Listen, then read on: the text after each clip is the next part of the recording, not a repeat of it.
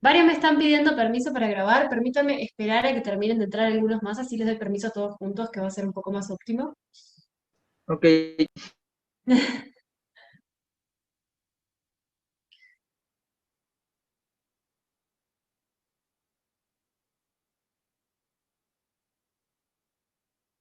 Vamos a esperar entonces, esperemos un minutito a que terminen de entrar todos. No sé cuántos vendrán hoy, siendo que tienen CAL mañana, pero bueno. Eh, Nicolás, la idea de la clase de hoy, como terminaron solicitando bastantes de ustedes en la encuestita que puse al final de la clase pasada, la idea de la clase de hoy es ver como un repaso general de todo lo que va para el segundo parcial y con suerte, si nos queda un poco de tiempo, la idea es ver algún ejercicio. Yo seleccioné un par de ejercicios que salen relativamente rápido como para que podamos ver al menos alguno. ¿Ah?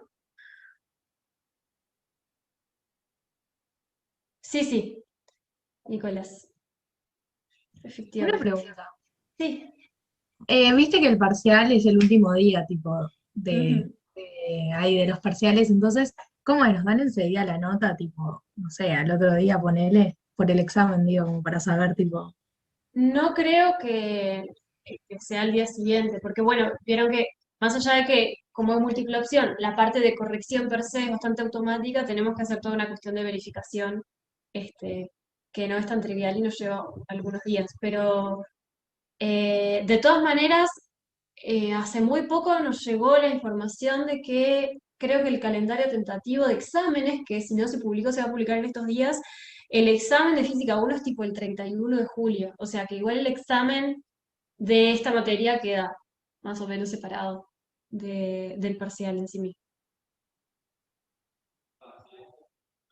Pero eso, Irina, si es 2 semanas después, o más o menos, o sea, tenemos un poco de margen.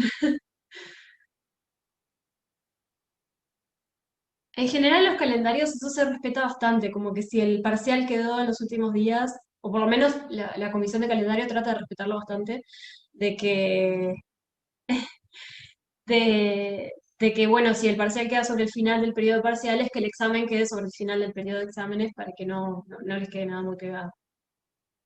¿Ah? Entonces, vamos a arrancar, ya entraron unas 60 personas. Por favor, les pido que levanten la mano todos aquellos que pidieron permiso para grabar, así yo se los otorgo. Entonces, eh,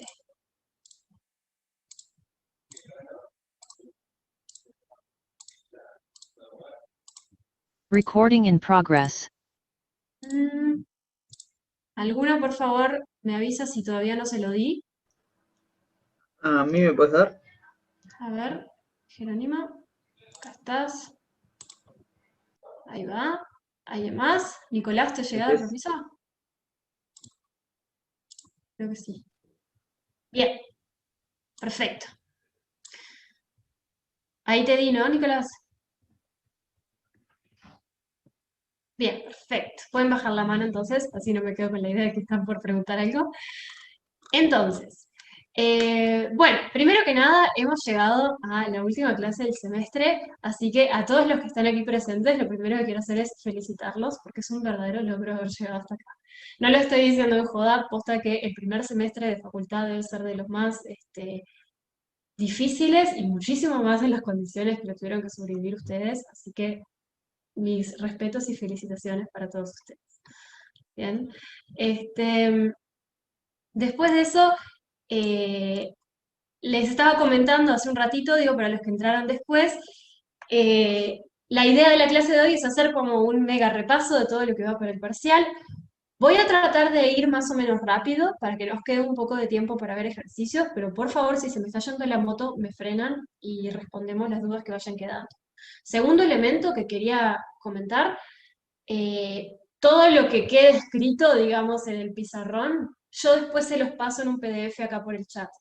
Entonces, prefiero que presten atención y traten de seguir el repaso, que voy a tratar, como les dije, de hacerlo medio rápido, y a que se queden como en el camino por sacar apuntes, ¿está? Aviso desde ya por las dudas entonces que voy a pasarles las notas después. Por supuesto que si quieren pasar apuntes, tienen, por supuesto que lo pueden hacer, pero sepan que yo les voy a pasar al final las notas de la clase de hoy, ¿bien? Entonces, sin más preámbulos, arranquemos. Voy a compartirles pues la pantalla. Y acá estamos, ¿bien? Camila, dime. ¿O quedó levantada la mano de...?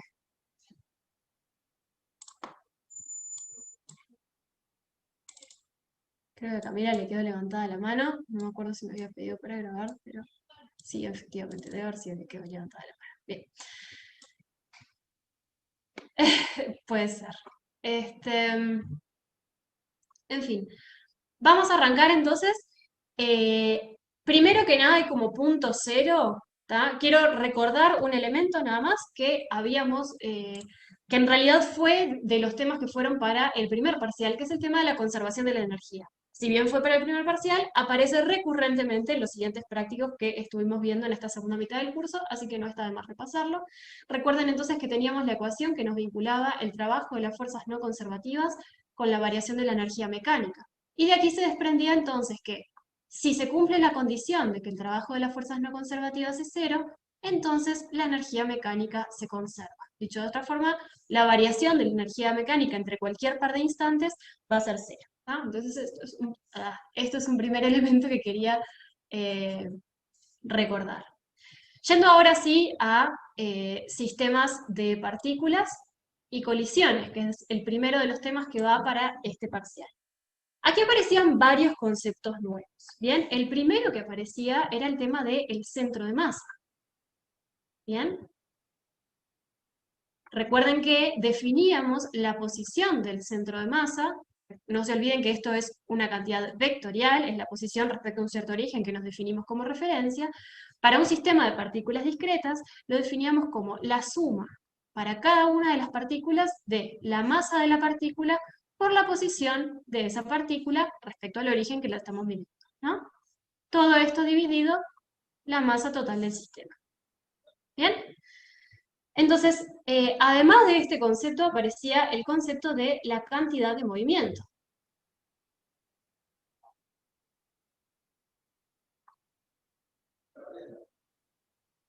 Donde habíamos definido, por un lado, la cantidad de movimiento para el caso de una partícula, ¿bien? Tenemos una partícula que se está moviendo, tiene una masa m y se mueve con una cierta velocidad v, definimos su cantidad de movimiento simplemente como el producto de la masa por la velocidad.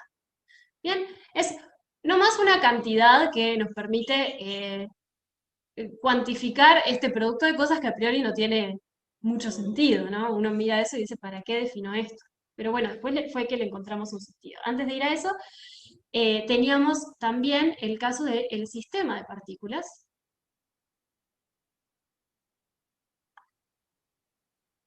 donde, recuerden, eso habitualmente lo llamábamos con una P mayúscula, a diferencia de la P minúscula que le asignábamos a la única partícula. Esto es simplemente hacer la suma de todas las cantidades de movimiento de cada una de las partículas, y resultaba que si desarrollábamos esa suma, obteníamos que esto es igual a la masa total por la velocidad del centro de masas. ¿Bien? Ahora, ¿qué importancia tiene esta cantidad? Bueno, que habíamos visto que si definimos esta cantidad medio estrafalaria, podemos ver que resulta que se conserva esa cantidad. Bien, entonces lo otro que vimos es la conservación.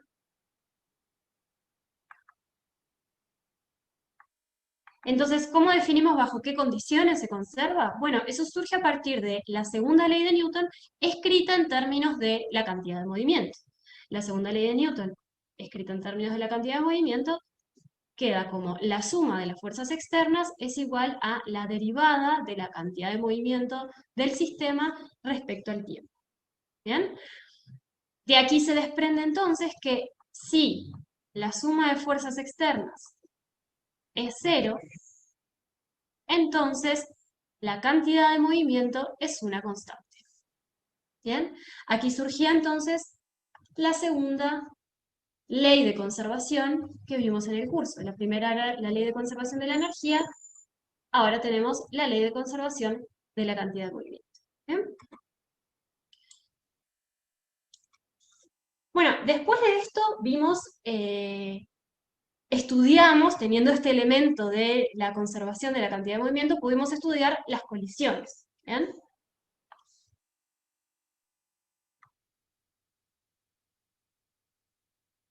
Donde ahí hicimos una clasificación e identificamos que podíamos tener dos extremos en esta clasificación. Uno de los extremos eran las colisiones elásticas, donde se verificaba que la energía cinética se conservaba. ¿Ah? En realidad, lo que resulta en las colisiones elásticas es que se conserva la energía mecánica en general, pero como en una colisión estándar, llámese, vienen dos partículas con una cierta velocidad, chocan y después se alejan, la única energía mecánica que termina variando, o sea, que termina pudiendo variar, es la energía cinética, entonces es equivalente decir que se conserva la energía mecánica a decir que se conserva la energía cinética. ¿Bien? Por eso solemos hablar más que nada de la energía cinética. Y luego vimos que en el otro extremo teníamos las colisiones completamente inelásticas.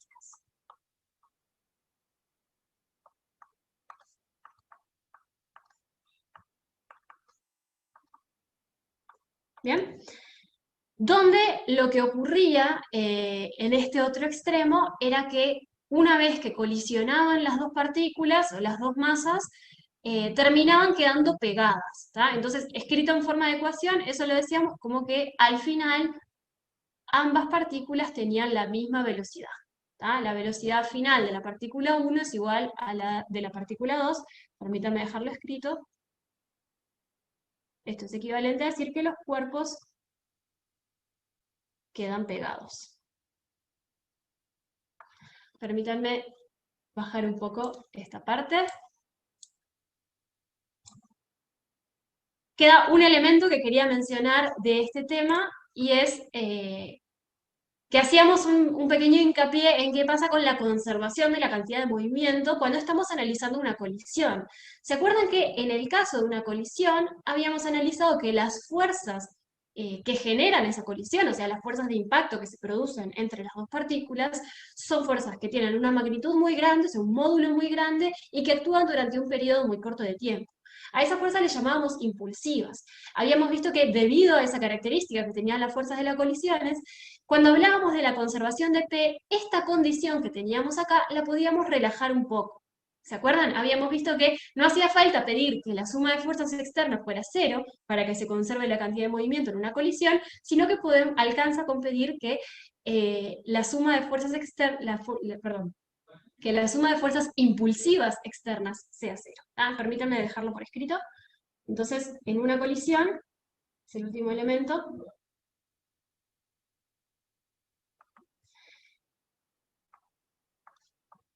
se conserva la cantidad de movimiento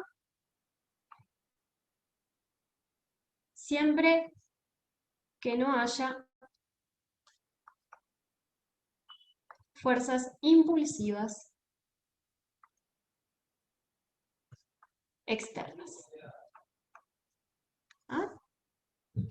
¿Y cómo era que se definían las fuerzas impulsivas?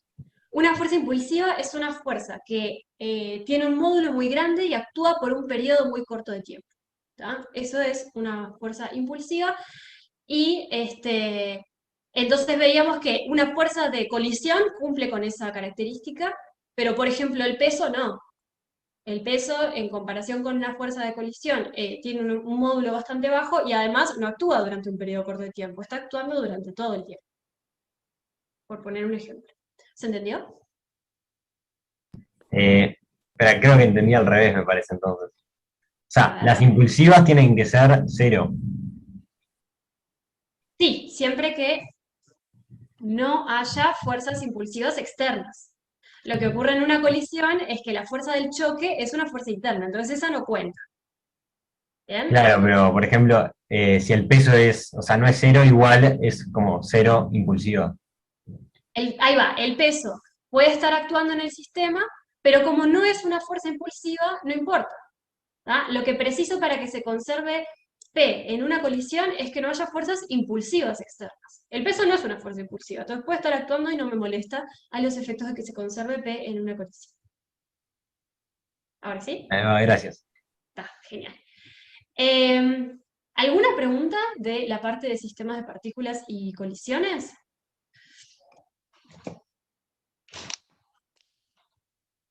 Entonces, como comentarios generales de esto, es difícil hacer como una categorización de, bueno, frente a un ejercicio que implique cantidad de movimiento hay que hacer esto y después esto, porque hay muchos tipos de ejercicios, o sea, podemos tener varias variantes. ¿Se acuerdan que mismo en el práctico teníamos desde ejercicios con colisiones estándar, llámese un ejercicio donde lo que tengo que plantear es, se conserva P y o bien se conserva acá si esa colisión es elástica, o bien las velocidades son iguales si la colisión es inelástica. Bien, eso sería el caso de un ejercicio de colisiones estándar.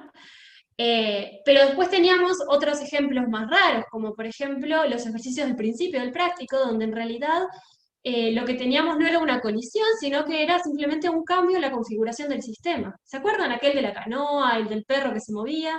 Entonces, lo que me gustaría que se queden de esta parte, más que nada, es que ustedes puedan, teniendo estos elementos, traducir la información de la letra a una ecuación. Entonces, por ejemplo, me describen un sistema donde no hay fuerzas externas. Ok, yo sé que se cumple esta ecuación, la voy a escribir.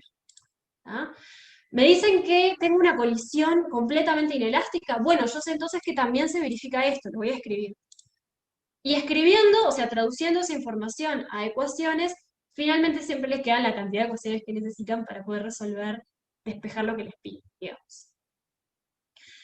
Entonces, Irina, en los ejercicios donde tenemos, por ejemplo, dos partículas puntuales que colisionan, sí, estoy de acuerdo con esa afirmación que decís, siempre se va a conservar el P. ¿Se acuerdan que pasaba algo raro cuando teníamos rígidos? Que ya lo vamos a ver en un ratito. ¿Ah? Cuando teníamos rígidos, de repente yo impacto contra un lado del rígido y eso genera que tenga una fuerza impulsiva externa en otro lado del rígido, y ahí se complicaba un poco. Pero cuando son partículas, sí. Cuando lo que colisionan son partículas, siempre se conserva P. ¿Ah?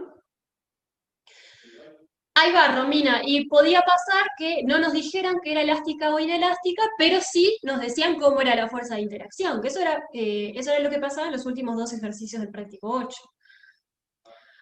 O de repente nos dicen, es una colisión inelástica, no completamente inelástica, pero me dicen con qué velocidad termina una de las partículas. Esto es, si no me dicen que es elástica ni completamente inelástica, alguna información adicional me tienen que dar. Ya sea la fuerza es una fuerza del resorte, ya sea al final la partícula 1 sale con velocidad 3, ¿bien? Pero sí, nos tienen que agregar información. ¿Respondí la pregunta, Romina? Perfecto. Seguimos entonces. Vamos entonces con la parte de cinemática y dinámica de cuerpos rígidos. Esta parte era un poquito larga, ¿se acuerdan que se correspondía con 2 prácticos enteros? Entonces, vamos a globalmente separar esto en las 2 partes que aparecen en el título, llámese cinemática y dinámica. ¿Okay? Entonces, por un lado teníamos la parte de cinemática, que era bastante cortita.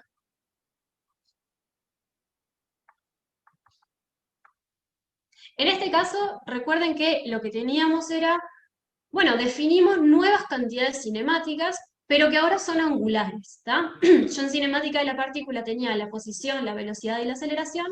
Bueno, yo ahora tengo la posición angular, la velocidad angular y la aceleración angular, todas las cuales pueden estar variando en el tiempo, ¿tá? Dependiendo de cómo es el sistema que estamos describiendo.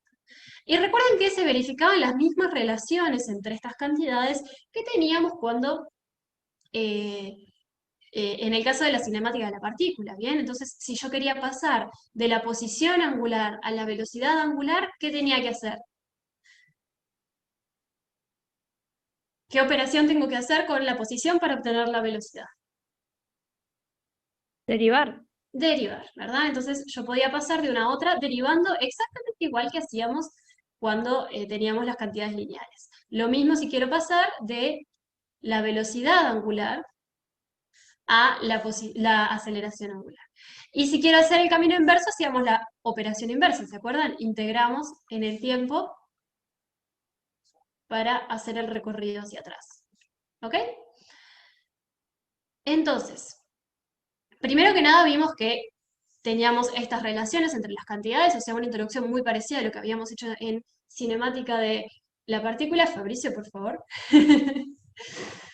Y después, habíamos visto, bueno, qué pasaba cuando tenemos, por ejemplo, una rotación pura. Llámese, tenemos un rígido, papa, que está girando con una cierta velocidad angular o aceleración angular, alrededor de un cierto punto O, ¿bien? Y quiero ver qué pasa con este punto P. Nosotros habíamos visto que cuando tenemos una rotación pura, todos los puntos del cuerpo realizan un movimiento circular alrededor del eje de rotación, ¿verdad?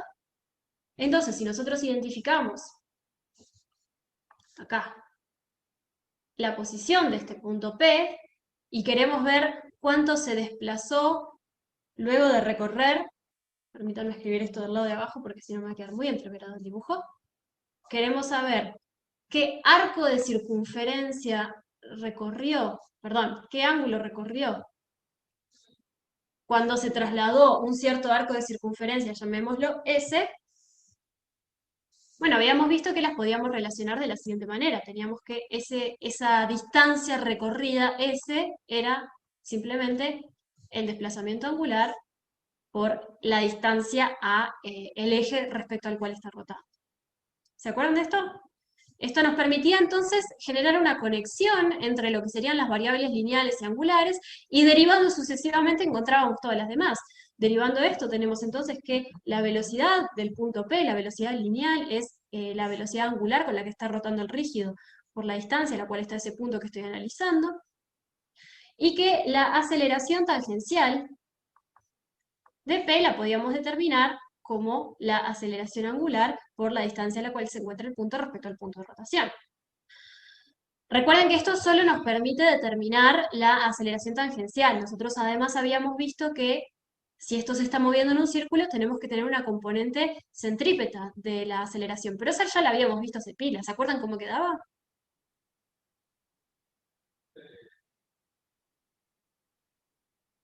¿No? B cuadrado sobre R. Excelente. De al cuadrado sobre R. ¿Tá? Donde estamos hablando siempre, estamos analizando un punto en particular para poder hacer la conexión entre las variables lineales y angulares. Bueno, y aparte de esto habíamos visto un caso particular, ya que estamos haciendo toda la conexión con lo que pasaba en el caso lineal, entonces habíamos analizado el caso con aceleración angular constante. Constante. ¿Bien? Ahí teníamos que la aceleración, podemos darle un nombre, alfa cero, o sea, simplemente es una constante, y en el caso de la velocidad angular y el desplazamiento angular, se verificaban ecuaciones muy similares a las que teníamos en cinemática de la partícula. En particular, teníamos que la velocidad angular era omega cero más alfa cero por t, y que la posición angular estaba dada por la posición angular inicial, más la velocidad angular inicial por t, más alfa por t al cuadrado sobre 2. Esto simplemente para recordar que no hay nada nuevo en realidad cuando hablamos de cinemática de la rotación. ¿tá? Todo el análisis es muy similar y todo se puede generar en analogía a lo que habíamos visto en cinemática de la partícula. ¿Alguna duda de esta parte?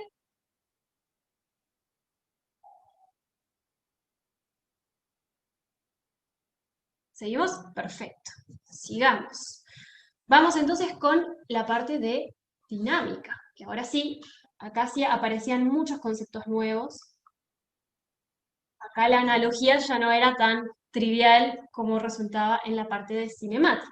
Entonces, para la dinámica definíamos un montón de cosas nuevas. Entre ellas estaba el momento de inercia.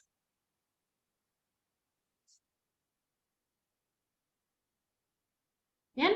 Lo denotábamos con la letra I y habíamos definido este momento de inercia en particular. Ahí, inercia. Lo habíamos definido por un lado para un sistema de partículas discretas o puntuales. En el caso de un sistema de partículas puntuales, la definición era bastante sencilla. Teníamos que el momento de inercia respecto a un eje que pasa por un cierto punto O, lo determinábamos como la suma en cada una de esas partículas puntuales de la masa de cada partícula por la posición de cada partícula respecto al eje al cuadrado. ¿Bien? Entonces, si teníamos un sistema, no sé, con 5 partículas, hallar el momento de inercia era bastante sencillo, era sumar los 5 términos correspondientes. Ahora, si tenemos un rígido, ya la cosa cambia. Ahí teníamos que imaginar como que ese rígido estaba compuesto por muchas partículas, hacer el pasaje al continuo, ¿se acuerdan? Terminamos con una integral.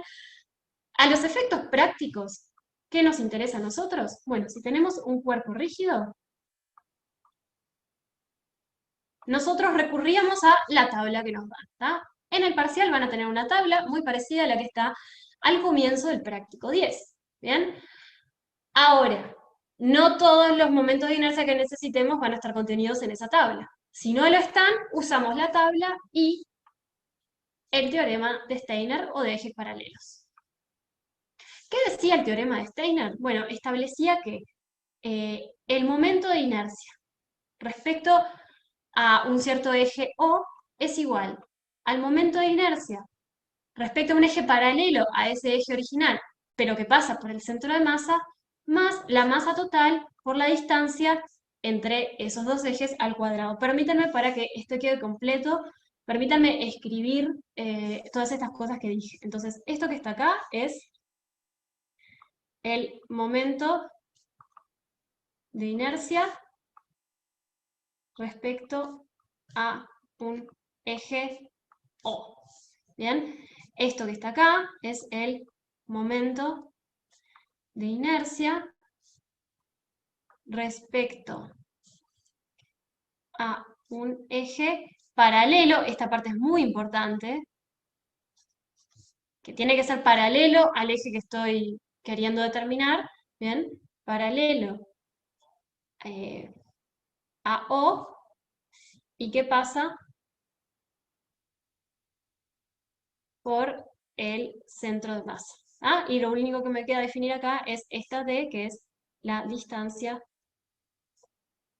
entre los ejes. Espero que no me odien porque esto está medio desprolijo. Permítanme bajar esto un poquito. Entonces, ahí va. ¿Hasta acá bien? Entonces tenemos... dijimos entonces que definíamos el momento de inercia para un sistema de partículas de esta manera. Si lo que tenemos es un cuerpo rígido, recurrimos a la tabla. Y si es necesario, adicionamos el teorema de Steiner, si necesitamos trasladar alguno de los momentos de inercia que nos dan en la tabla. ¿Está bien? Otra cosa que definimos cuando hablamos de dinámica de cuerpos rígidos, definimos el concepto de torque. Bien, recuerden que si teníamos... Profe, Sí, sí, escucho. inercia. Si después podrías mostrar algún ejemplo cuando hay tipo aros que se le hacen agujeros y esas cosas, porque siempre me entrevero haciendo esos ejercicios.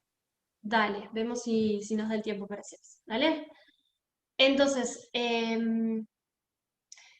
dijimos que definimos entonces el concepto de torque, donde, bueno, lo que teníamos en este caso era, supongamos que tenemos un cierto rígido,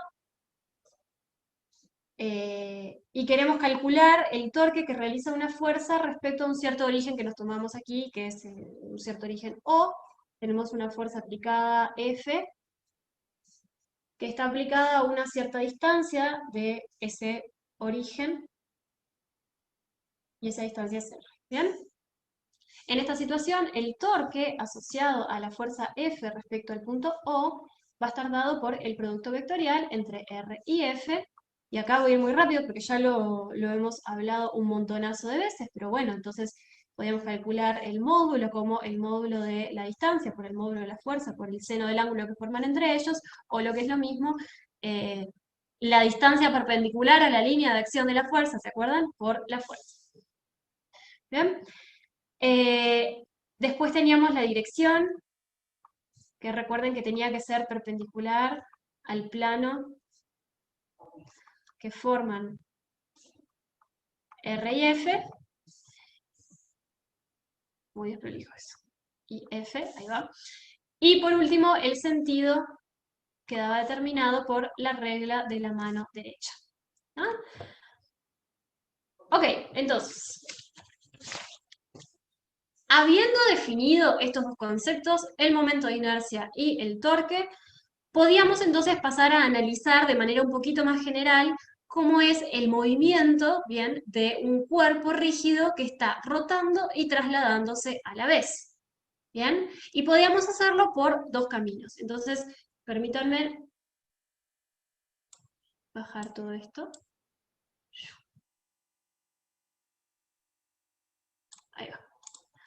Entonces, cuando tenemos un cuerpo rígido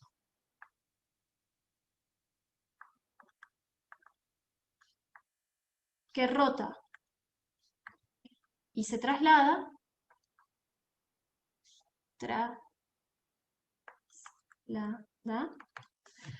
podíamos analizarlo por dos caminos, o bien usando directamente, digamos, dinámica propiamente, o bien con energía. ¿Ah? Entonces, si lo veíamos por dinámica,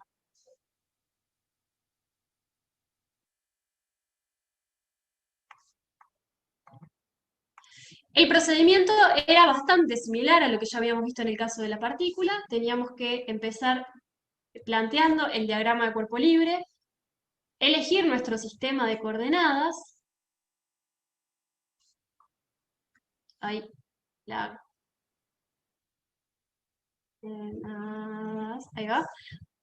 y por último plantear lo que sería lo equivalente a la segunda ley de Newton, cuando teníamos partículas, que ahora se convirtió en dos cosas. Tenemos, por un lado, la segunda ley de Newton, que ahora le damos el nombre de primera cardinal. Esto es suma de fuerzas externas. Va a ser igual a la masa total por la aceleración del centro de masas. Y después teníamos que plantear la segunda cardinal,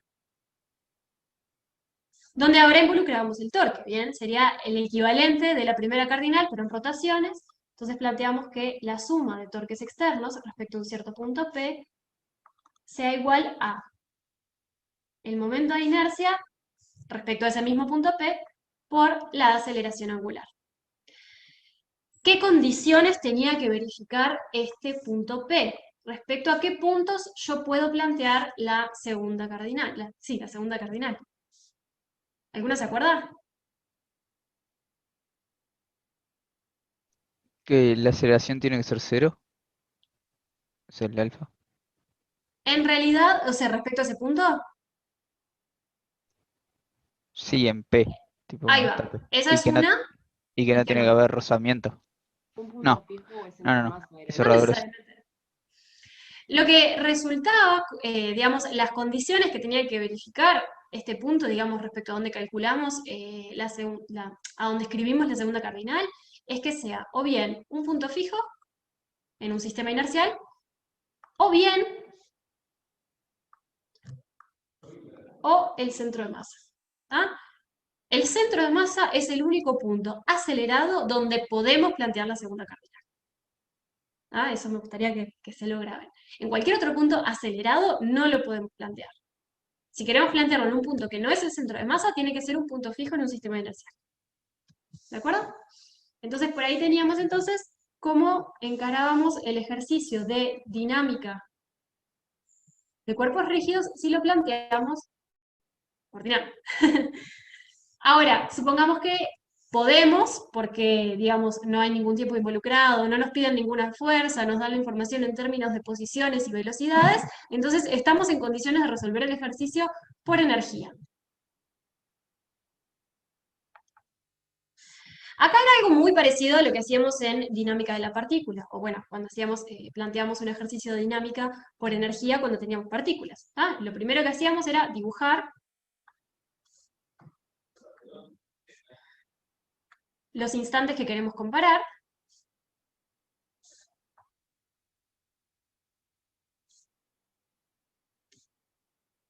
Y después planteamos la energía en uno y otro. Primero que nada, nunca se olviden, por favor, si van a resolver un ejercicio por energía, verifiquen si esto es verdad o no. Puede suceder que esto no sea verdad y que igual lo podamos resolver por energía. ¿Se acuerdan? Eso nos pasaba también en el caso de la partícula, que bueno, en realidad, ok, si no es cero, no importa, sabemos que es igual el trabajo de las fuerzas no conservativas y capaz que el trabajo de las fuerzas no conservativas que actúan lo podemos calcular, pero nunca se olviden, por favor, de verificar esto. ¿Ah? Y el último ítem es que ahora que estamos en rígidos, que es lo nuevo, bueno, que, perdón, recuerden que ahora la energía cinética de un cuerpo rígido, la energía cinética total, estará compuesta por dos términos. Bien, recuerden que estamos viendo el caso de un cuerpo rígido que rota y se traslada, tendremos entonces una energía cinética de traslación y una energía cinética de rotación. La energía cinética de traslación se parece mucho a lo que teníamos en el caso de la partícula. Era simplemente la masa total por la velocidad del centro de masa al cuadrado sobre 2.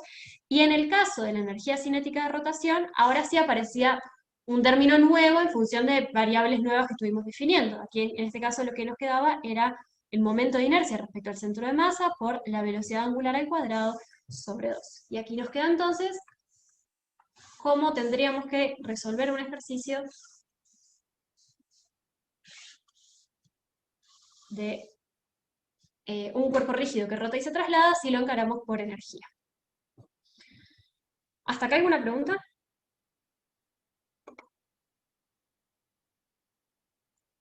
Prometo que la parte de cinemática y dinámica de cuerpos rígidos es la más larga y pesada.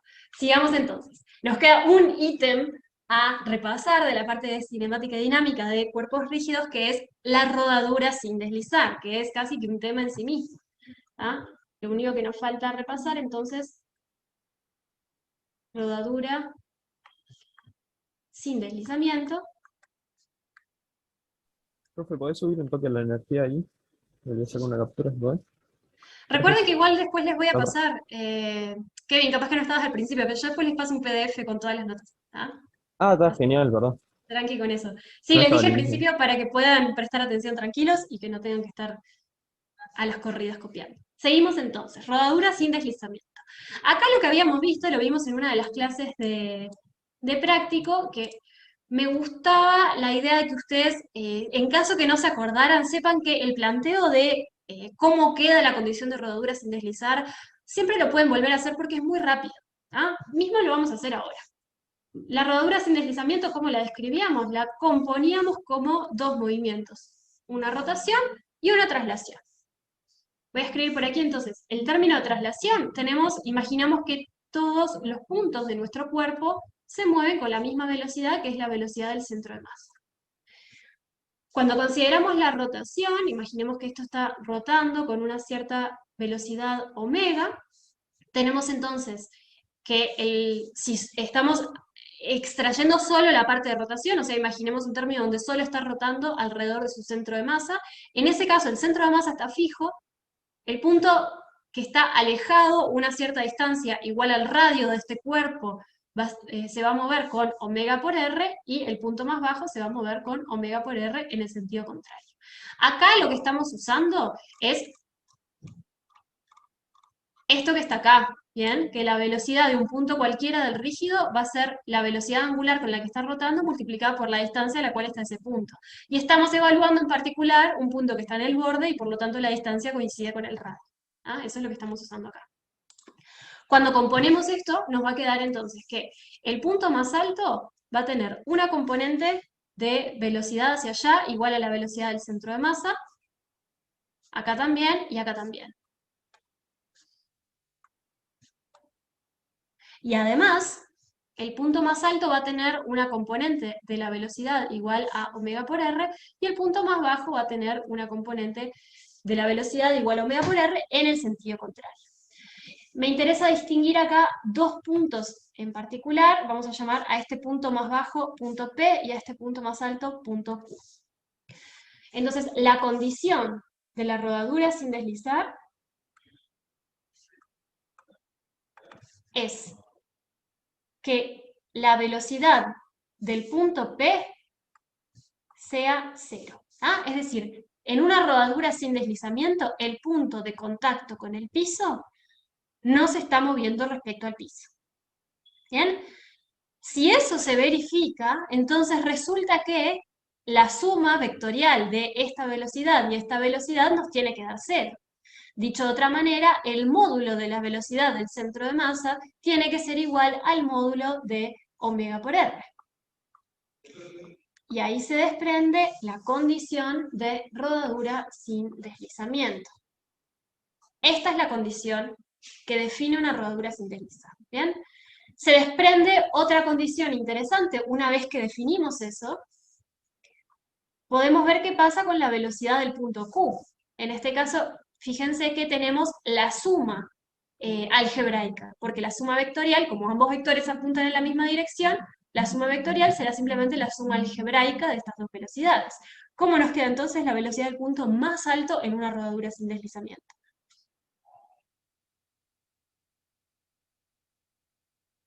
Dos veces omega por r, o lo que es lo mismo, 2 veces la velocidad del centro de masa. ¿Tá? Esta está bueno recordarla también, ¿ok? Pero, como les acabo de plantear, recuerden que este dibujito, si se olvidaron, lo pueden volver a hacer para estar tranquilos de cómo era bien la condición. ¿Tá? Tenemos ahí entonces la condición de rodadura sin deslizamiento, pero no quiero terminar este repaso sin hacer un recordatorio importante. Ahí. Que es el tema de qué pasa con los signos. ¿Tá? Que era un tema que había generado bastantes dudas en alguna clase, entonces permítanme simplemente resaltarlo por acá, como un aspecto importante.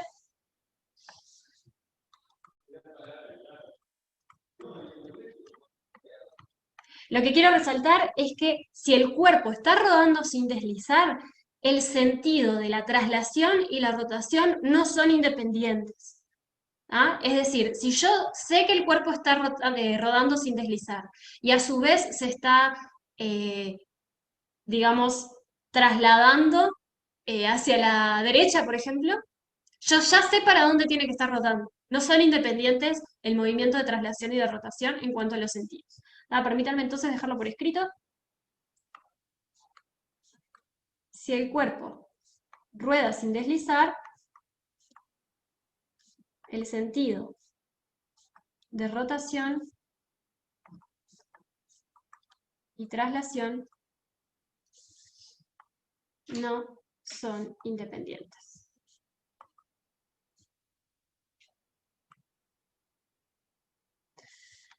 Entonces, simplemente para dejar eso explícito o gráficamente aclarado, supongamos que nosotros tenemos un cuerpo que está rodando sin deslizar y además se está trasladando con una velocidad del centro de masa hacia allá. ¿Hacia dónde debería ser la velocidad angular? ¿En sentido horario o antihorario? Para que esté rodando sin deslizar. ¿Horario? Horario, excelente. ¿Ah? Entonces, supongamos que elegimos un sistema de coordenadas I, J, K, con K saliente. Cuando nosotros planteamos la condición de rodadura sin deslizamiento, vamos a tener que escribir que la velocidad del centro de masas va a ser menos omega por r. ¿Qué es lo que estamos diciendo acá? Estamos diciendo que si la velocidad del centro de masa está en el sentido positivo de, déjenme ponerlo así, del versor I, ¿bien? Con esto estamos diciendo que entonces la velocidad angular tiene que ser en el sentido negativo del versor K. Si, por el contrario, tenemos exactamente la misma situación, la velocidad del centro de masa, la velocidad angular, pero en su lugar elegimos un sistema de referencia dado por un versor I hacia la derecha, un versor J hacia arriba y un versor K entrante, Entonces, en este caso, la condición estará dada por la velocidad del centro de masa igual a omega por r. ¿Bien? Porque estamos diciendo que cuando la velocidad del centro de masa tiene el sentido positivo del versor i, la velocidad angular debe tener el sentido positivo del versor k. Sí, Irina, efectivamente, la velocidad angular, si bien acá ya lo estoy representando con esta flechita curva, en realidad va a ser un vector dado por la regla de la mano derecha. Si nosotros giramos los dedos en el sentido de esa flechita curva, el pulgar va a apuntar según la dirección del versor perdón, del vector omega. ¿Ah? ¿Alguna pregunta de esto?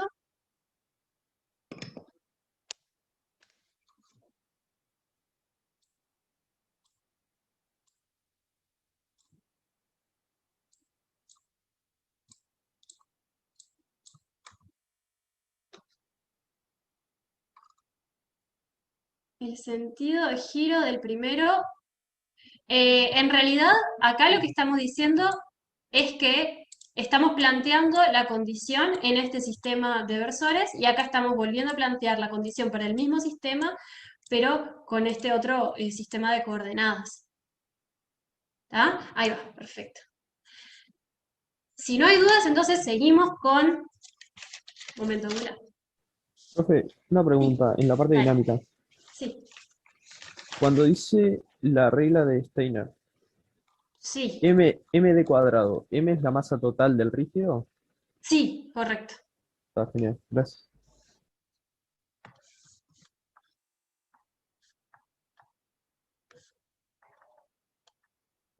Gracias. Perfecto. Vamos con momento angular, ya casi estamos llegando al final. Entonces. Ay, me faltó poner acá el título de equilibrio de cuerpos rígidos, ahora que me doy cuenta. Mal yo. Ahora después lo agrego, si me permite. Pablo, yo después se los paso por el chat acá. ¿Ah? Entonces, momento angular, pues. Para el momento angular, nosotros habíamos, de vuelta, igual que cuando hicimos para la cantidad de movimiento, lo habíamos definido como en varias etapas. Empezamos definiendo el caso para una partícula. Vimos que para una partícula, el momento angular respecto a un cierto origen O que nos tomamos como referencia, lo podemos calcular como la posición de la partícula producto vectorial con su cantidad de movimiento. ¿Tá? Esto solo para dejar claro, supongamos que tenemos un cierto origen O, tenemos una partícula con masa m y que se mueve con una cierta velocidad v, es decir, su cantidad de movimiento va a ser simplemente m por v. Bueno, la posición que aparece es simplemente la posición respecto a ese origen O que nos tomamos como referencia. Esto para el caso de una partícula. Ahora, supongamos que lo que tenemos es un sistema de partículas.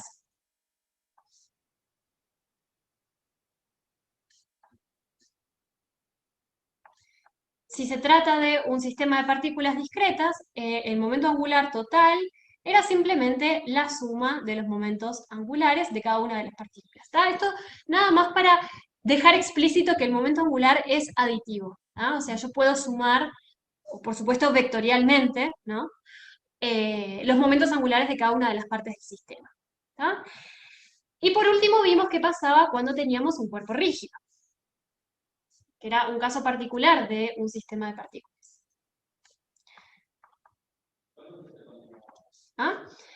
En este caso, nosotros no hicimos tanto hincapié en esto en el práctico, pero en el teórico seguramente hicieron esta distinción. Ustedes vieron que, en general, se verifica que la componente en Z, esto es, la componente en la dirección del eje de rotación, ¿tá?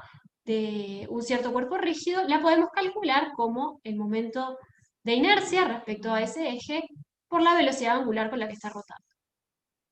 Esto es entonces en general.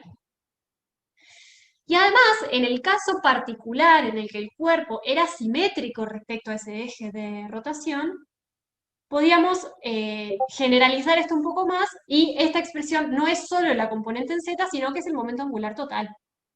¿tá? Esto entonces sucedía para un cuerpo simétrico respecto al eje de rotación. Donde, permítanme dejar aclarado por aquí que acá estamos hablando de la componente según la dirección del eje de rotación. ¿Está bien?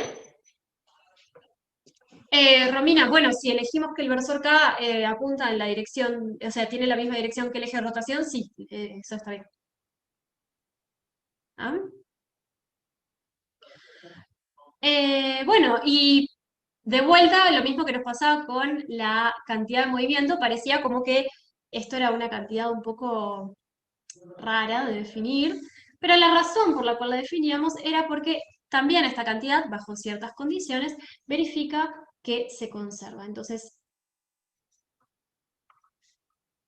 permítanme dejar por escrita esa condición de conservación. La condición salía de la segunda cardinal escrita en términos del momento angular. Esa segunda cardinal la podíamos escribir como la suma de torques externos respecto a un cierto punto O es igual a la derivada del momento angular respecto a ese punto O respecto al tiempo.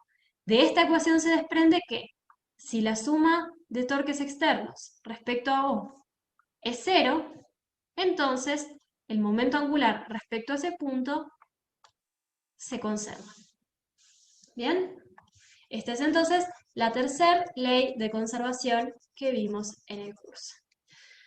Denme un segundo que agrego el título, me quedó pendiente ahí el título de equilibrio de cuerpos rígidos. Ya voy, ya voy.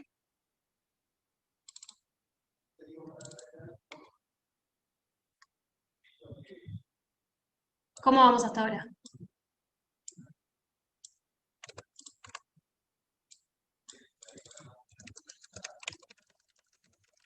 Genial.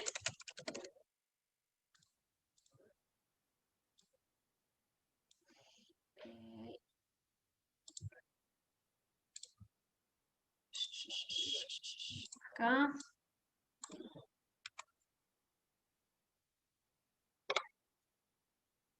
Entonces,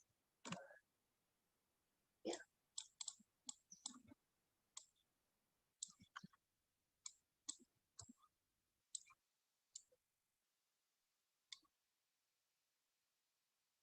Ahí va.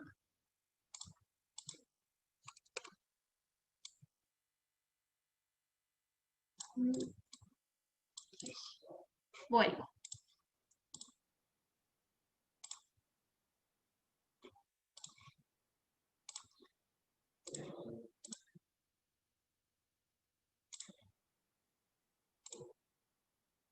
Ay, déjenme abrir el chat. Ahí está, los encontré.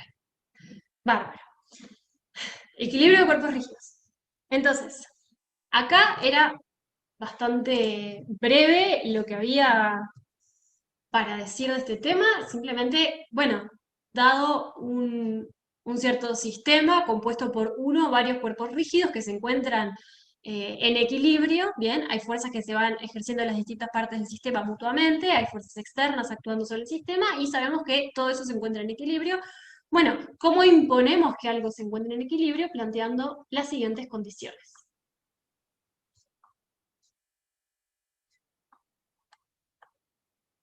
Las condiciones de equilibrio eran simplemente plantear que la suma de fuerzas externas sea cero y que la suma de torques externos respecto a un cierto punto también sea cero.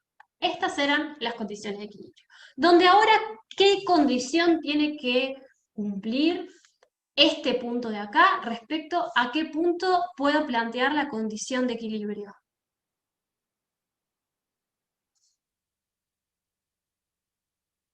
¿Se acuerdan?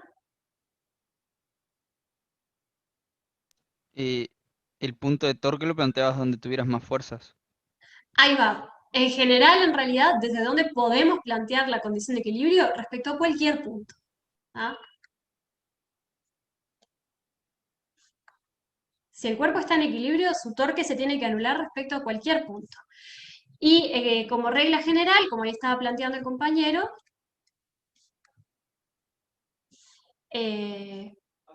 solemos elegir, o bueno, suele ser conveniente elegir el punto donde haya más fuerzas, donde anule más incógnitas, como lo quieran decir. ¿Ah?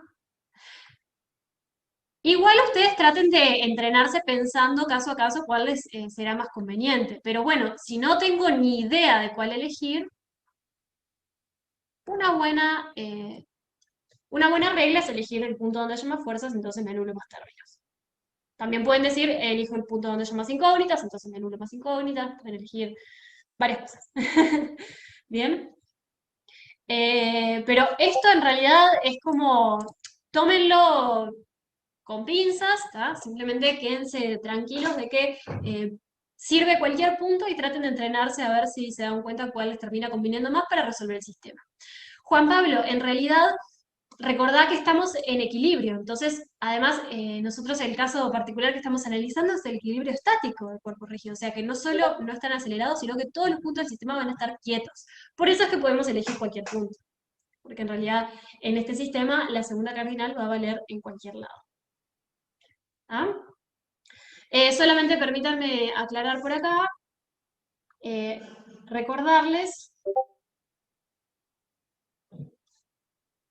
que agregar que la suma de torques externos respecto a otro punto Q, supongamos, es 0, no agrega información.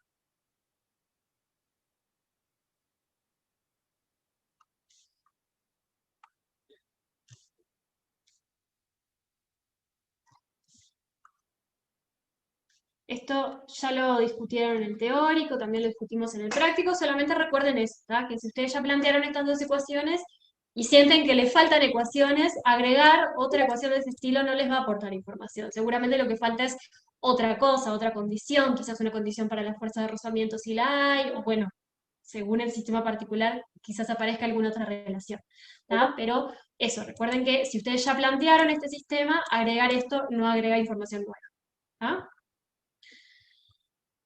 Pasamos entonces a la parte de oscilaciones. Último tema del curso. Y en este caso, entonces, esto ya lo estuvimos viendo bastante más recientemente, entonces capaz que lo tienen un poco más fresco. Pero bueno, acá la idea era que empezábamos diciendo, bueno, dado un sistema que está oscilando, yo siempre puedo tratar de determinar la ecuación de movimiento del sistema. Eso ya lo estuvimos practicando en varios casos. Y vimos varias formas de determinarlo, vimos que podemos hacerlo por dinámica, ya sea planteando la segunda ley de Newton, si se trata de un sistema, por ejemplo, masa-resorte, o la segunda cardinal, si se trataba, por ejemplo, de un péndulo. ¿Tá? Recuerden que un péndulo no es otra cosa que un cuerpo que está rotando alrededor de un punto, por eso, en este caso, para hallar la ecuación de movimiento nos servía la segunda cardinal. También vimos que lo podíamos hallar por energía. ¿Tá? Vimos un par de ejemplos con eso. Lo que importa es que si cuando hallamos la ecuación de movimiento llegamos a algo de la forma x dos puntos más omega cuadrado por x igual 0, estamos concluyendo varias cosas. Lo primero es un movimiento armónico simple. ¿Ah? Si verifica una ecuación de movimiento de esta forma, sabemos que el movimiento que va a seguir la partícula va a ser un movimiento armónico simple, la partícula o el rígido. ¿Bien? Además, sabemos cuánto vale omega.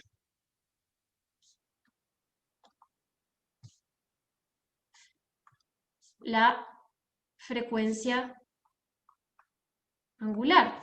Recuerden que si yo necesito hallar la frecuencia angular, lo único que tengo que hacer es encontrar la ecuación de movimiento acomodarla a algo de esta forma, y si lo logro hacer, yo sé que lo que multiplica esto que está acá, lo que multiplica la posición va a ser la raíz cuadrada de la frecuencia angular. Y lo último que sabemos, como nosotros ya vimos cómo son las soluciones de una ecuación de esta forma, si llegamos a que la ecuación de movimiento sigue esa forma, sabemos que entonces la solución va a ser de esta otra forma. X de t igual c por el coseno de omega t más phi. Entonces, ¿cómo hacemos para determinar la solución? Ya sabemos que es de esta forma, pero eso no es todo lo que necesitamos, porque en realidad estas dos constantes que aparecen aquí son constantes que van a depender de cómo está armado el sistema. O sea, necesitamos haber hallado estas dos constantes para poder decir, sabemos cuál es la solución. ¿Tá? Esto simplemente nos establece la forma de la solución. ¿Cómo hallamos la solución? Bueno, lo que hacemos es determinamos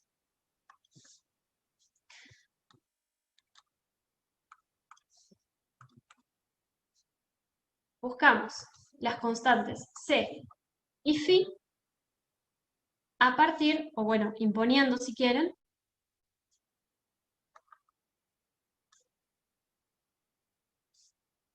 las condiciones iniciales. ¿Quiénes son las condiciones iniciales?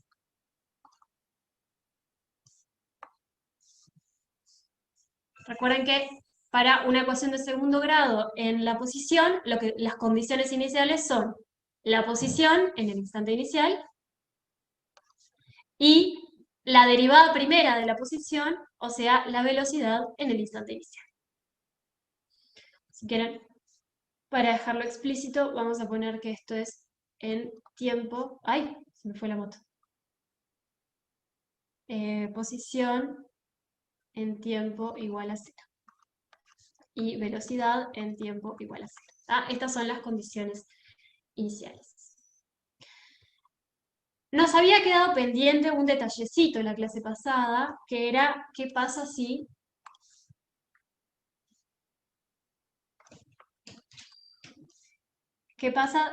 la ecuación a la que llegué es de la forma x dos puntos más omega cuadrado por x igual no 0, sino b, donde b es una constante. Le estoy llamando b para ponerle un nombre. Es un chorizo que depende de los parámetros físicos del problema, pero que además sabemos que es constante. Si llegamos a algo de esa forma, ¿qué es lo que tenemos que hacer? Habíamos empezado a adelantar algo en la clase pasada, permítanme cerrar esa idea. Si les pasa algo de esto, bueno, lo que tenemos que hacer es simplemente plantear este cambio de variable. Vamos a decir que definimos una nueva variable posición, que es la posición que yo estoy escribiendo, menos la posición de equilibrio. ¿Cómo determino esta posición de equilibrio? Bueno, una forma es planteando el diagrama de cuerpo libre más la condición de equilibrio. Esa quizás es un poquitito más larga. Otra es mirar directamente cómo nos quedó la ecuación de movimiento. ¿Qué pasa con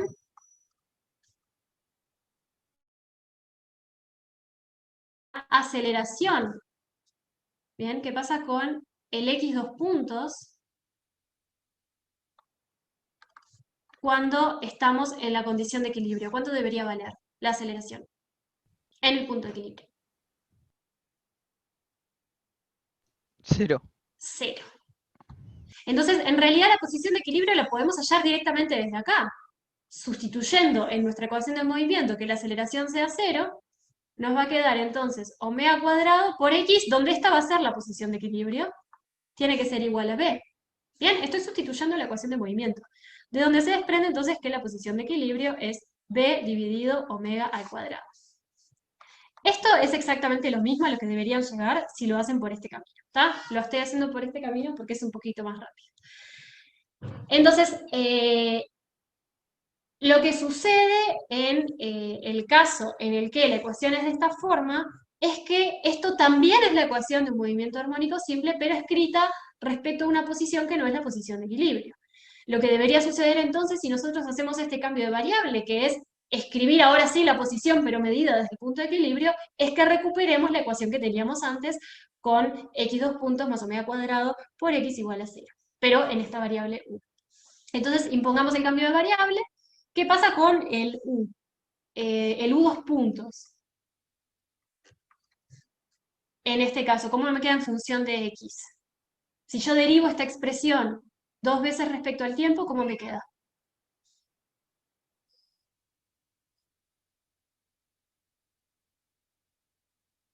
Te queda la aceleración del otro lado igual.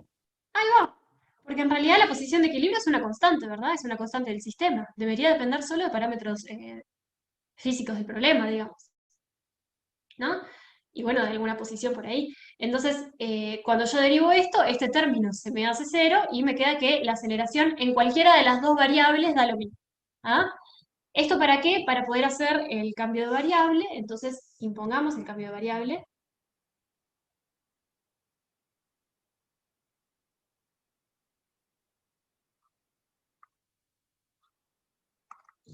Y en este caso nos termina quedando, sustituyo x2 puntos por cómo nos queda en función de u, o sea, u2 puntos.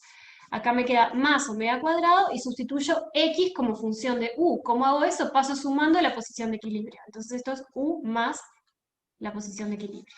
Y esto tiene que ser igual a b. Recuerden que la posición de equilibrio, en realidad acabamos de determinar que vale b sobre omega cuadrado. Permítanme escribirlo directamente acá. Entonces acá tenemos u2 puntos más omega al cuadrado por u más omega al cuadrado por b sobre omega al cuadrado.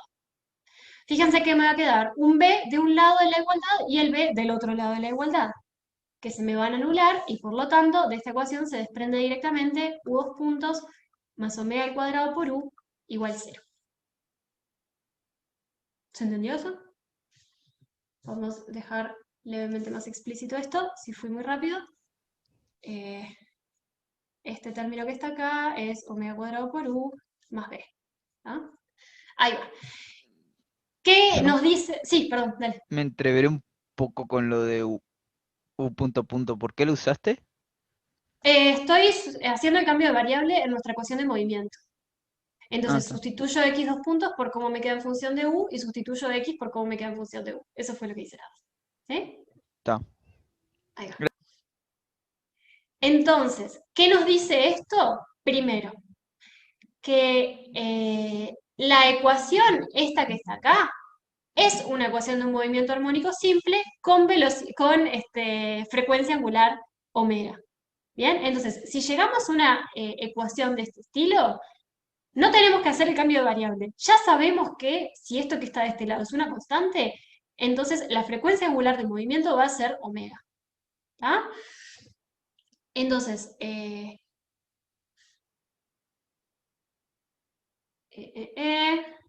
permítanme anotar eso nomás. Entonces, 1, la frecuencia angular en este caso también es omega.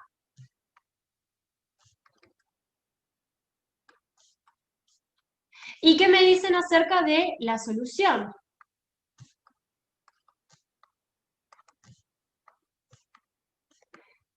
Bueno, la forma que teníamos para la solución en realidad era provisto que la ecuación de movimiento fuera algo de este estilo.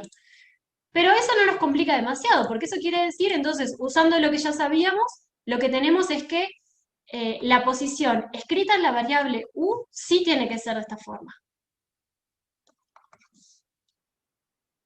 Y después, si lo que necesito es la posición escrita en la variable x, pues deshago el cambio de variable. Para escribir x en función de u, simplemente le tengo que sumar la posición de equilibrio. Entonces, la solución general de mi ecuación, que no es igual a 0, sino que igual a una constante, va a ser sencillamente la posición u de t más la posición de equilibrio. Dicho de otra forma, x de t va a ser c coseno de omega t. Ay, perdón, acá me estoy comiendo el más phi como la mejor. coseno de omega t más phi, y acá tenemos coseno de omega t más phi, más la posición de equilibrio. Y ya está. ¿Bien? Entonces, lo que quiero rescatar de esto es, en el caso en el que nos la compliquen y nos obliguen a escribir la posición no respecto a la posición de equilibrio, eso es lo que sucedía en los ejercicios 9 y 10 del práctico, no pasa nada, porque yo ya sé que la ecuación escrita de esta forma es un movimiento armónico simple, solo que no lo escribí respecto del equilibrio. Como no lo escribí respecto del equilibrio, me apareció esta constante aquí. Bueno, ¿qué sé de este movimiento? Sé que su frecuencia angular también es omega, igual que nos pasaba con la otra ecuación, y además ahora la solución, bueno, no va a ser exactamente esto, le voy a tener que sumar la posición de equilibrio. Igual que hacíamos en el otro caso, con esta nueva ecuación imponemos las condiciones iniciales y podemos hallar C y phi sin ningún inconveniente. ¿Ah? Esto quería mencionarlo, me tomé un poquito más de tiempo acá porque nos había quedado pendiente de la clase pasada. ¿Quedó alguna pregunta? Déjenme anotar eso último. Y podemos hallar C y phi con condiciones iniciales. Me cansé. Bueno, déjenme entonces exportar todo esto que yo se los paso. Esto es entonces el repaso pre-segundo parcial.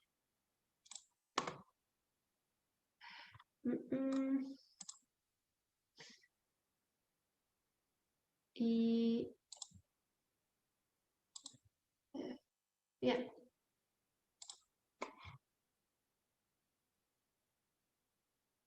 Déjenme ver si quedó bien y vamos a ver. Y ya se los paso, ¿bien? Todavía queda la otra clase, ni me lo digas. Pero no, además yo quiero ver alguna cosita más en los 15 minutos que nos quedan. Creo que quedó bien. Acá creo que se cortó un poco, pero vieron que se continúa acá. Así que creo que está bien. Se los voy a pasar. Y ahí lo mandé por el chat. Por favor, si a alguno no le llegó, que yo sé que a veces anda medio mal el chat de Zoom, si pueden, pásenselo entre ustedes.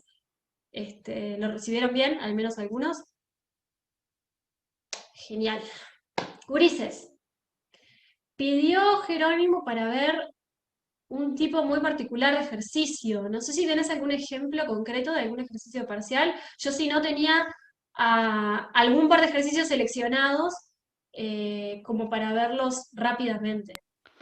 No, profe, mejor vemos los tuyos y tipo, y después el mío igual lo preguntan en alguna clase de consulta o algo. ¿Preferís Porque, eso? ¿Seguro? sí, porque no tengo ninguno ahora, tipo, a Ah, mano. está perfecto. Y nos Entonces, queda poco tiempo. dale.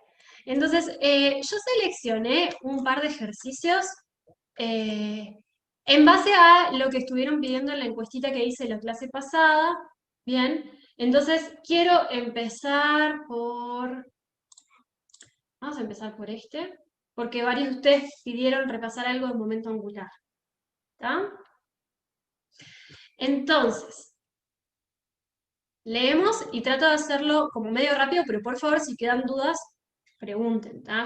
La idea de la clase no es que ustedes me vean hacer un montón de cosas, sino que se saquen las dudas. ¿Tá? Entonces, el ejercicio dice, una barra de masa MR y largo L pende en reposo desde uno de sus extremos, alrededor del cual puede girar libremente. Una partícula de masa igual a la mitad de la masa de la barra y velocidad v0 impacta en el otro extremo de la barra. La partícula sigue su trayectoria con una velocidad v0 sobre 2. ¿Cuál es la velocidad angular de la barra justo después del impacto? Entonces,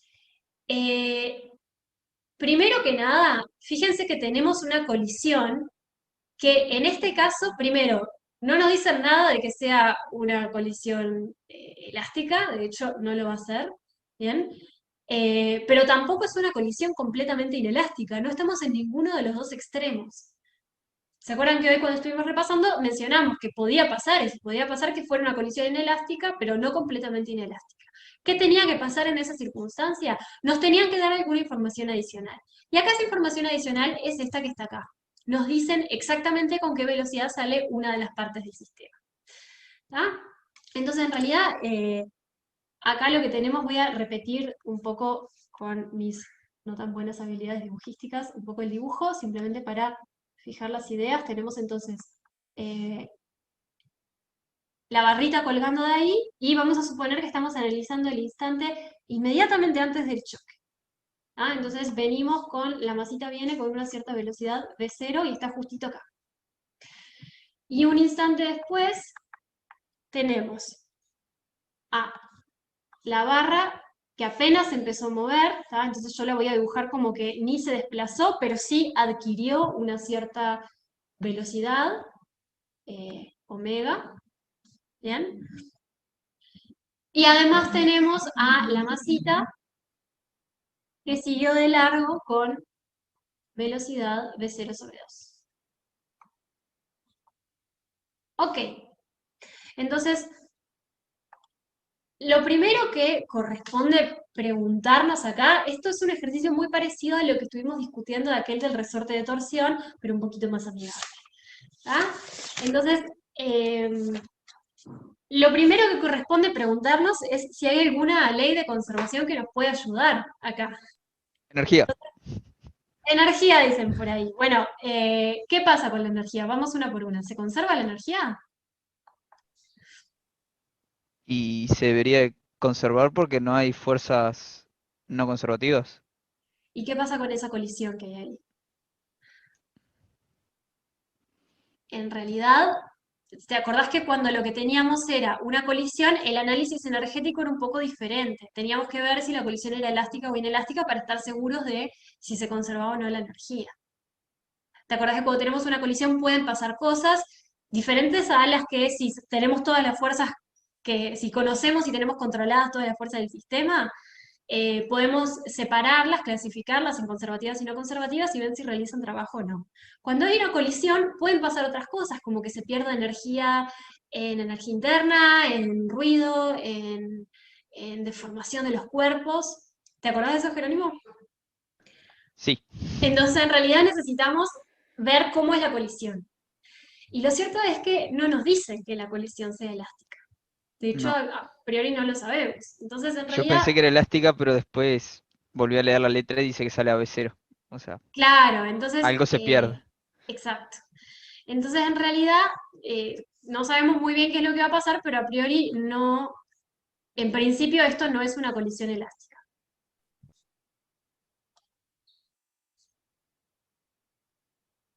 ¿Ah? Tampoco es una colisión completamente inelástica, será probablemente algo ahí en el medio, ¿bien? Pero bueno, no podemos asegurar que se conserve la energía. ¿Qué pasa con el P? La cantidad de movimiento lineal.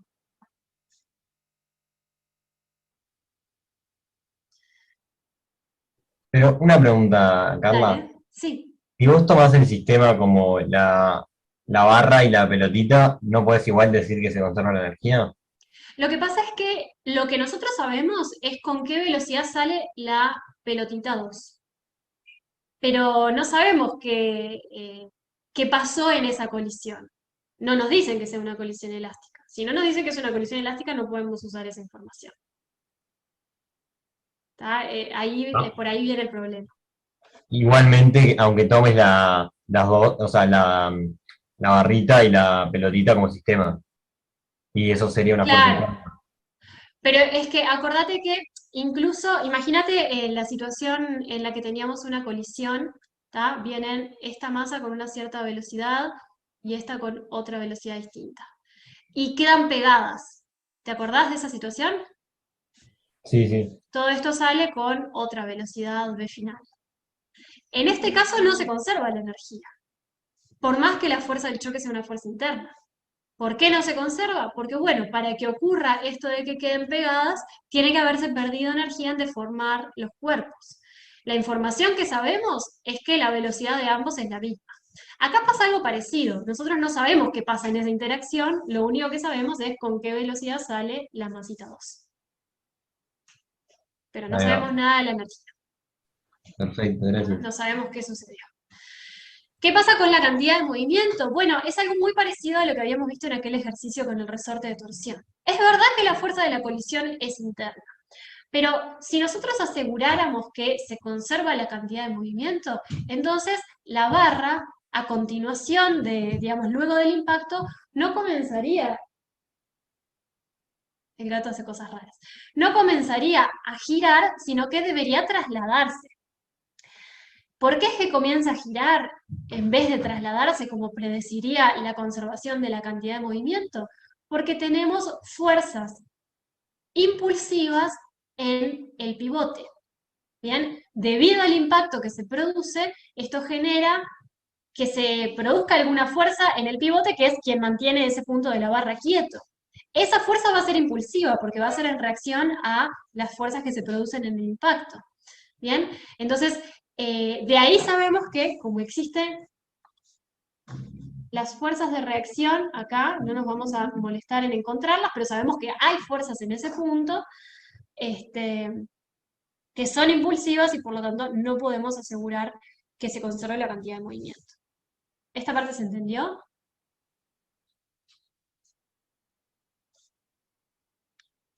Una pregunta, lo de tipo la fuerza esa de reacción, ¿solo la planteaste ahora para explicarlo de que lo de que hay fuerzas? O sea, no es porque tengamos que plantearla para resolver o algo de eso. No, claro. O sea, tienen que saber que existen porque eso es lo que nos impide plantear la conservación de la cantidad de movimiento. Pero no vamos a tener que calcularlas ahora. ¿Ah? Bueno, nos queda una, a ver si con la última nos salvamos. ¿Se conserva el momento angular? Alguna se tiene que cumplir. ¿Qué me dicen? ¿Qué tenía que suceder para que se conservara el momento angular? ¿Se acuerdan?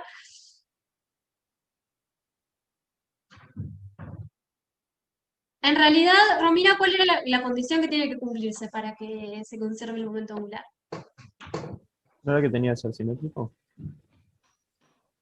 No, ojo, ¿De eso era acuerdo? para el cálculo, para la formulita del momento angular.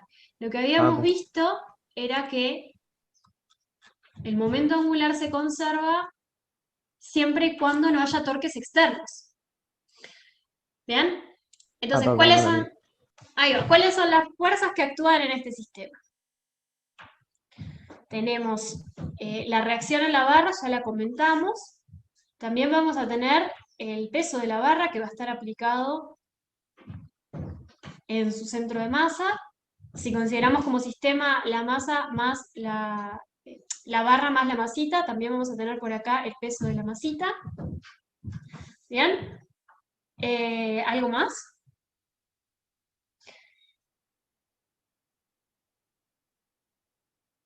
No, porque después las otras fuerzas que hay, bueno, son las fuerzas que se producen acá en el choque, pero esas sí, por acción y reacción se anulan. Bien, esas sí se anulan como fuerzas internas. Y bueno, entonces, ¿qué me dicen? ¿El torque es cero?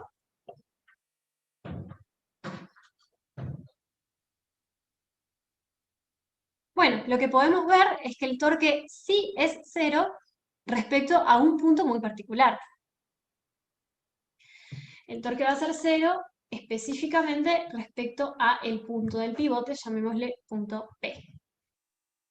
¿Por qué? Porque bueno, en realidad, recuerden que para el torque necesitamos hacer el producto vectorial entre la distancia a la cual está aplicada la fuerza, o sea, la posición del punto de aplicación de la fuerza, y el vector fuerza.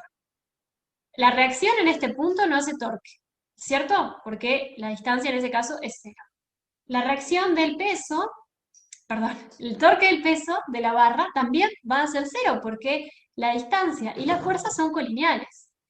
Y si me permiten hacer un poco de abuso del dibujo, estamos analizando el instante inmediatamente antes de que choquen, entonces también acá podemos suponer que la distancia, digamos la posición del punto de aplicación del peso de la masita, también es colineal con ese peso. ¿Están de acuerdo con eso?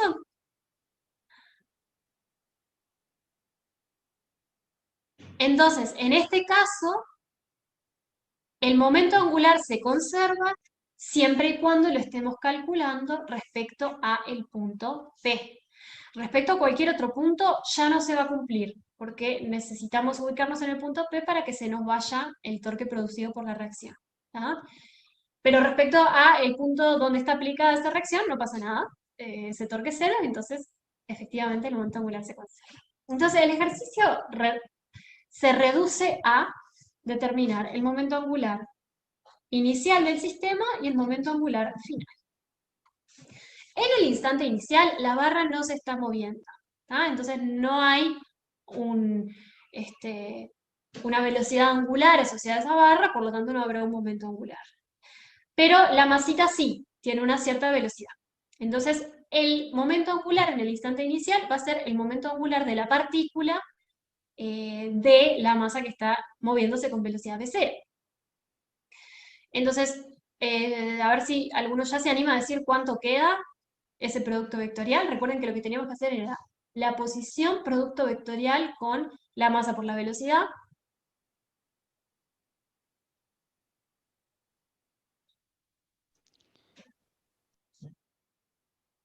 Alguien casi se anima, pero no. ¿Sí?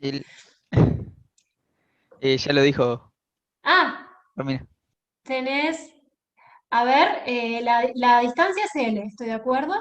La velocidad es v0 y no falta algo acá. Era R vector P. Ahí va, la masa. Bien. Y que esto es el resultado entonces de hacer R, que en este caso es el largo de la barra L, producto vectorial con la cantidad de movimiento, que es M por D, y nos falta determinar el sentido según la regla de la mano derecha y asociarla a un versor que dibujemos por acá. Entonces, permítanme dibujar un versor positivo saliente.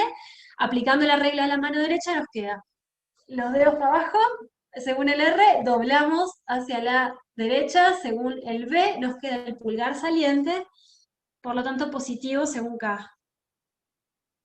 ¿De acuerdo?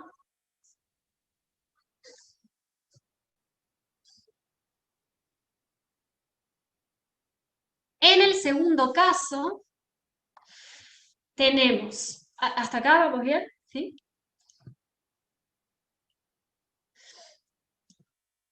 Bárbaro. En el segundo caso, ahora sí la barra se va a estar moviendo con esta velocidad omega, que es la que queremos determinar. Fíjense que la situación de la partícula es muy parecida, pero cambió la velocidad. Entonces, vamos a tener dos términos, el de la partícula y el de la barra. El de la partícula va a ser idéntico, solo que ahora la velocidad es la mitad. Bien, entonces en este caso vamos a tener la masa por V0 sobre 2 por el L, todo esto según K. Y después tenemos que agregar el momento angular de la barra, que ¿cuánto nos va a quedar ese momento angular? Fíjense que acá tenemos un rígido rotando alrededor de un eje fijo. Sí, Jerónimo. M por omega por L sobre 2. A ver, entonces lo que estás aplicando, a ver si es esto lo que estás diciendo, es plantear el momento de inercia por omega, ¿verdad? Sí, Ahí va. básicamente. Esto, ahí va. Y el momento de inercia es el momento de inercia de la barra respecto a una de sus puntas, digamos, ¿no? ¿Y eso cómo nos quedaba? En realidad, el que sabemos es respecto al centro de masa, pero nosotros ya vimos un ejemplo, hoy no lo vamos a hacer en detalle, podríamos hacerlo con Steiner, y van a llegar a que esto es la masa de la barra, que nos la dan como m sub r por L al cuadrado sobre 3. ¿Está bien? Y todo esto nos falta definir que es positivo según K, eso por regla de la mano derecha, giro los dedos en la dirección de omega, me queda el sentido del momento angular. Planteando entonces que el momento angular inicial sea igual al momento angular final, acá puse O todo el tiempo y habíamos llamado P al punto. Ahí va, ahora sí. Entonces básicamente tenemos que plantear que esto es igual a esto. ¿Bien? Y acá queda hacer cuentas nada más. De acá se despeja directamente el omega, ¿tá? Donde la masa además nos la daban como que es la masa de la barra sobre 2, la masa de la partícula. Entonces permítanme sustituir eso. Y acá tenemos la masa de la partícula sobre 2, por V0 sobre 2, por V0 sobre... Ahí. Ahí.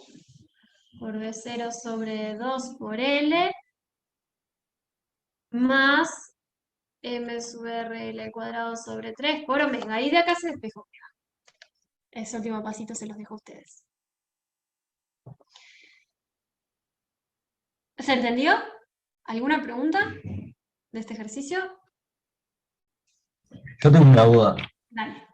¿Se podría haber usado la conservación de I por W? En realidad, o sea, es lo que hicimos, solo que el I por omega se corresponde con la fórmula para un cuerpo rígido, ¿no? Entonces, cuando aparece el momento angular del rígido, sí, aparece el I por omega. Pero cuando es el de la partícula, usamos la definición desde la partícula, que te acordás que era R vector P. Que en realidad es lo mismo. Claro, ahí va. ¿Ah? Gracias. Muy bien, entonces, gurises, nos dio para hacer este ejercicio, pero espero que el repaso les haya servido. Les recomiendo fuertemente que traten de hacer ejercicios de parciales anteriores y vayan preguntando en el foro, que vamos a estar pendientes, Juan Diego y yo. Y bueno, por supuesto va a haber clases de consulta que ya las vamos a avisar en los próximos días cuándo van a ser, ¿tá? Y bueno, por mi parte quiero decirles que para mí fue un placer tener clase con ustedes. Muchas gracias yo sé que no es fácil tener clase entre tantos y bueno, fueron como súper respetuosos y no sé, a mí me gustó mucho el trato que tuvieron durante las clases, siendo lo difícil que era estar, bueno, uno solo acá, prestando atención al chat y a todas esas cosas. Entonces, les agradezco mucho la paciencia que me tuvieron durante todo el semestre. Así que, bueno, nos vamos a volver a ver porque voy a seguir pendiente en el foro y vamos a vernos en la clase de consulta, pero les deseo desde ya muchos éxitos y bueno, nos estamos viendo. Muchas gracias de nuevo. Les quedó entonces pasado todo y dejo por acá entonces. Bueno, muchas gracias, profe. Muchas Gracias, gracias. profe, nos vemos. Muchas gracias. Muchas gracias.